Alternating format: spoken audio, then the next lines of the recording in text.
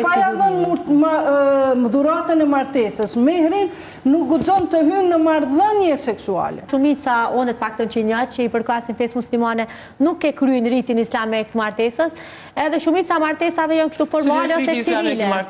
Është një kohin, dështë a zonja na mundet na kurozimi, ajo është një formalitet e thjeshta edhe caktimi i dhuratës së martesës. Që mehri, që është mund të jetë deri 1 kilogram ari apo gjys kilogram apo 300 gram.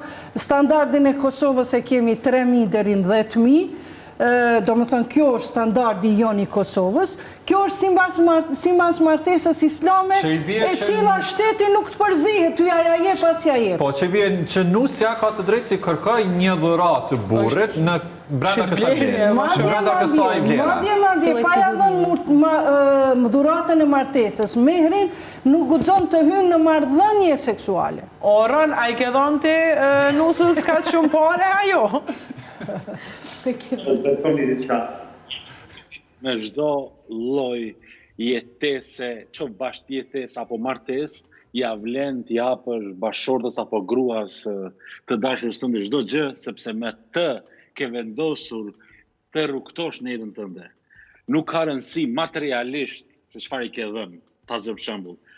Po, shpirtërisht japësh çdo gjë nga vetja në mënyrë që kjo martesë të lulëzoj, jo vetëm e lumtur, por edhe me një humor të qëndrueshëm martesor, kjo është kënaqësia më e madhe që mund ta përjetojmë. Po ka edhe diçka tjetër që unë kam ka edhe diçka tjetër që unë uzuar në proceset e bashkëjetesës.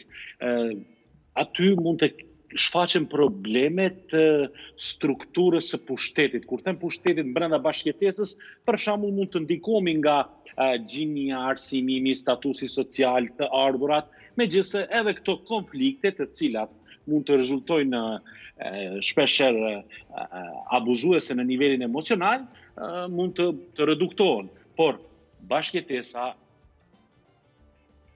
don tradicionale dhe zoja aty alketa tha që buri ik përgjithsisë. Nuk është e vërtet se e lejon. Mos u bazon nga vetja, mos u bazon nga vetja. Roni, në bashkëjetesë është një lloj kontrate, një lloj mirëbesimi, unë sa e di. Spinihet zëri. Dallojmë ligjërisht që kemi edhe kontrata paramartesore. Por të thuar se buri ik përgjithsisë, unë nuk e di në cilin studim shkencor është bazuar, zonja Alketa. Unë bazovar ato që dëgjoj në baza ditore, si pjesë e kësaj shoqënie, si njeri që jeton në Kosovë. E na nuk po flasim për bashkëjetesën vetëm Prishtinë. Na këtë gabim po e bojmë kur po realizojmë situata caktuar se nuk është Kosova veç Prishtinë. Ne do të bazohemi si qëndron gjendja në qytete tjera, në fshatra, në zonat më të thella rurale.